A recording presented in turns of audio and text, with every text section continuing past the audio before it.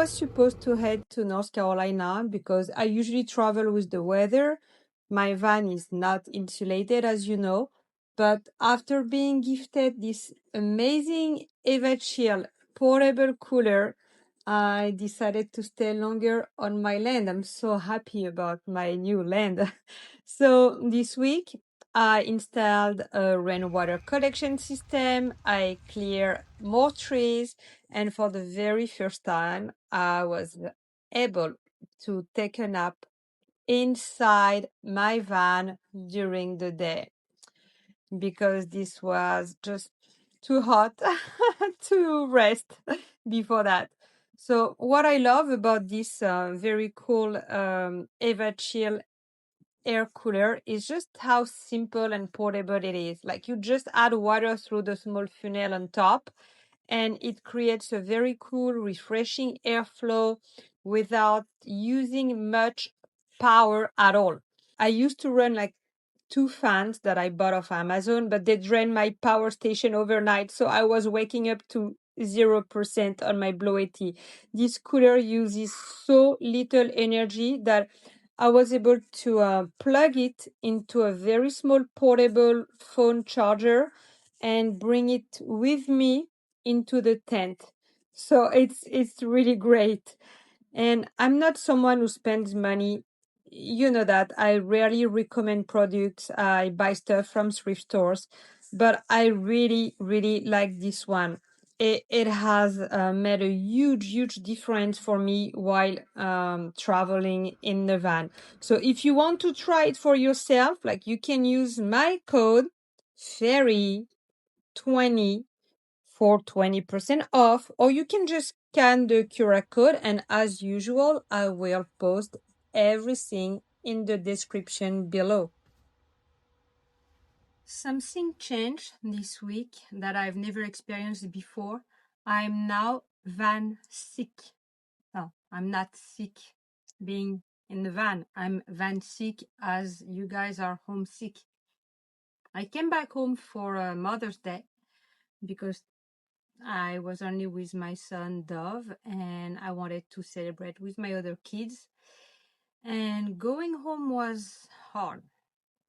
Leaving the raw land, the land, my son just calls it the land, was overwhelming. I already met friends over there. In rural area, people have a more simple life. I've met all my neighbors and we gather together every day. My son plays with other kids. We get along very well. And when I came back here for Mother's Day, I'm ashamed to say that out loud because I have a beautiful 4-2 pool home in the beautiful suburb of South Florida.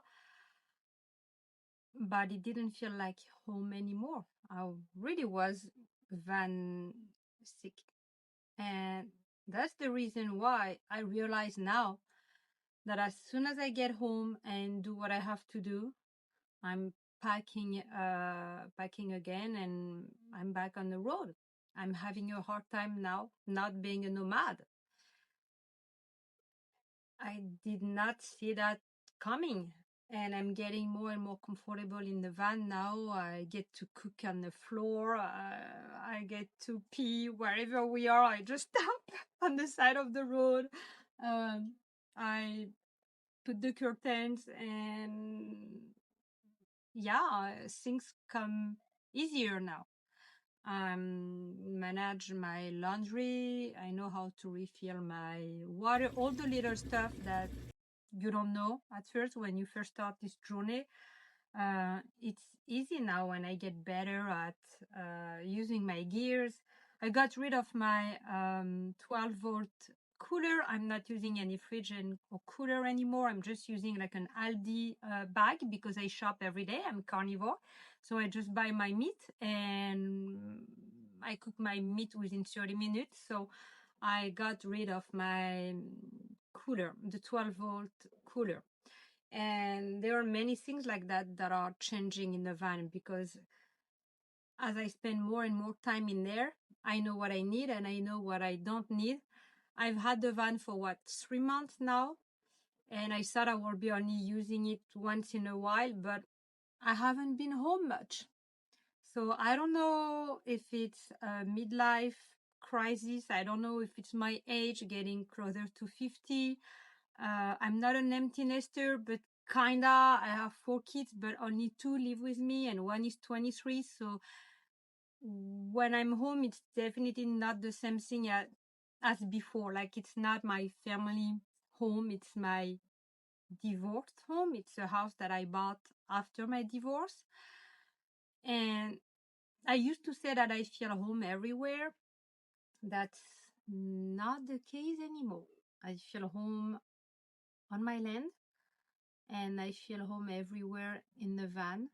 Um, I even had a very important meeting this week, and I was like, oh no, I'm coming home for the meeting. And it was a 4 hours meeting. And I managed to do my meeting in Stienhachi, so the Gulf of Mexico, of America. Let's not talk politics here. I did lose power at some point, but everything went well. And yeah, it was an important meeting because it was my continuing education to renew my license. But I took the risk to do it on the road, and it worked great. So now that I'm feeling more confident to work in a van, it feels even more homey.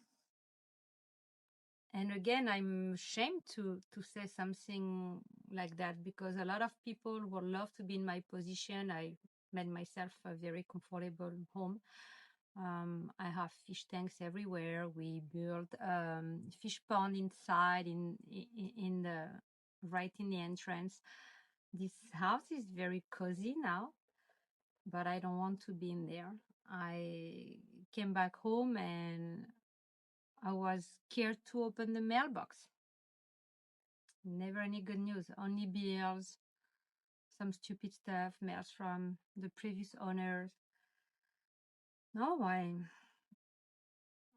just miss being a nomad. And when I'm here in the van with my son, the homeschooling is going fantastic. He's actually learning more because we're on a 101 classroom.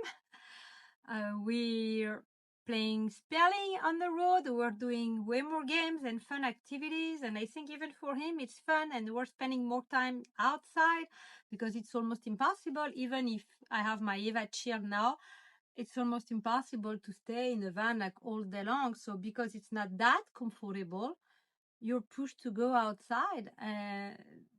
That's all new to me.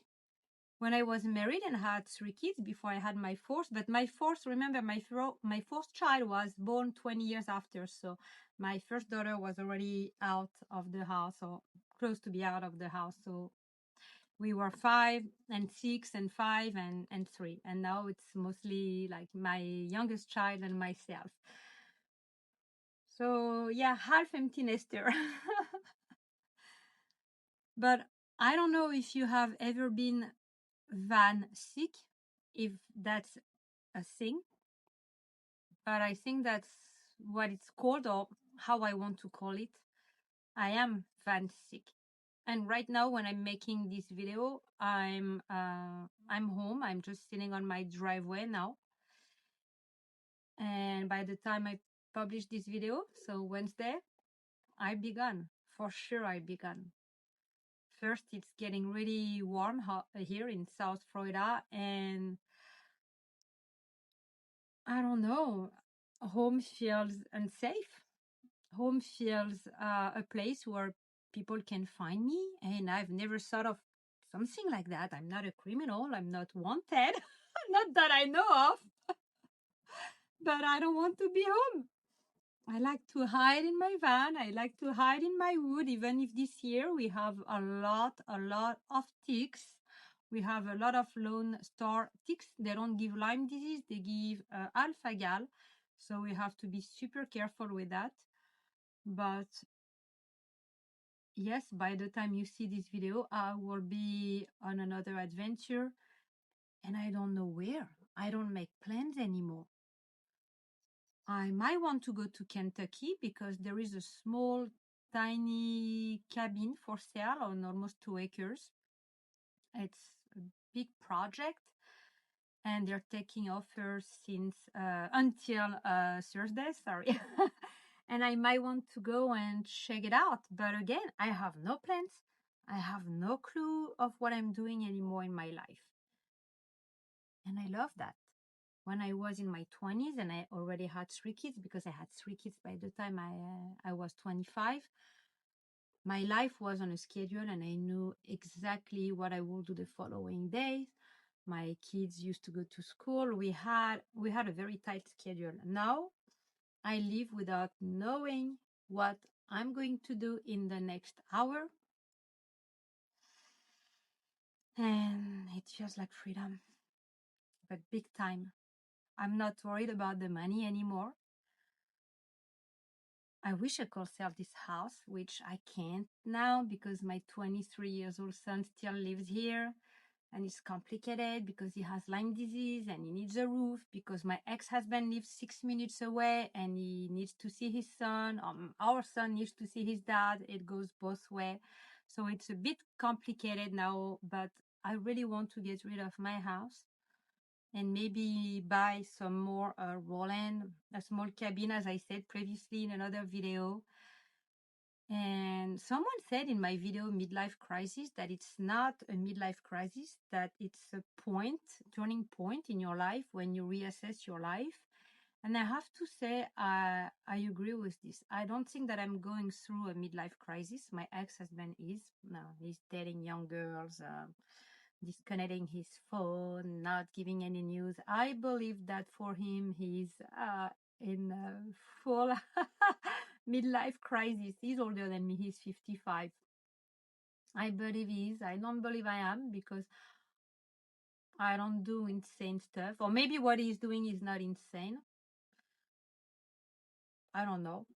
It does upset my daughter that he's dating someone younger than her, though, but we're not here to talk about my ex, so I don't do that. I don't even date, which would not be a problem, I guess, but I've known my ex-husband, for 30 years. I've always had someone in my life, and I need my own space now, and a very tiny space, like this van. But that's my own tiny space. But when you're a nomad or half nomad, because as I said, I've had this van for 3 months now, but I've been on the road, 2 months and a half? I'm never home. I come home, I stay 1 night, 2 nights, and I'm gone again. You have the world. The entire world is your land. I don't feel like I'm stuck in a tiny van. No, au contraire. Au contraire. I feel like I have more space, more freedom. I talk to people. I'm in better mood. I meet other van lifers and they come to me and they talk and they show me their rigs, and I could make videos, but we already have Bob Wells for that. I'm not going to interview any van lifers, and that's not the goal. And I'm not a very good DIY girl anyway. So no, I just talk about my feelings, what I'm doing, what I have done, and I share with you things. I never know what will be the next video, where I will be at. Now that it's getting really hot in South Florida, I know for sure that I won't be staying home this summer. I might go back on the land. I might go back in North Carolina, as I said previously, maybe in Kentucky. I do not know. Again, I think I'm reassessing my life. I don't think it's unhealthy to reassess your life. I love my life the way it was before. I was very much in the system. I'm very much out of the system now. You shall see me on my land trying to collect rainwater and stuff like that, and going completely off grid and I have no needs. And I like this new life. I really do. So let's go. Make no plans, as long as I'm always barefoot.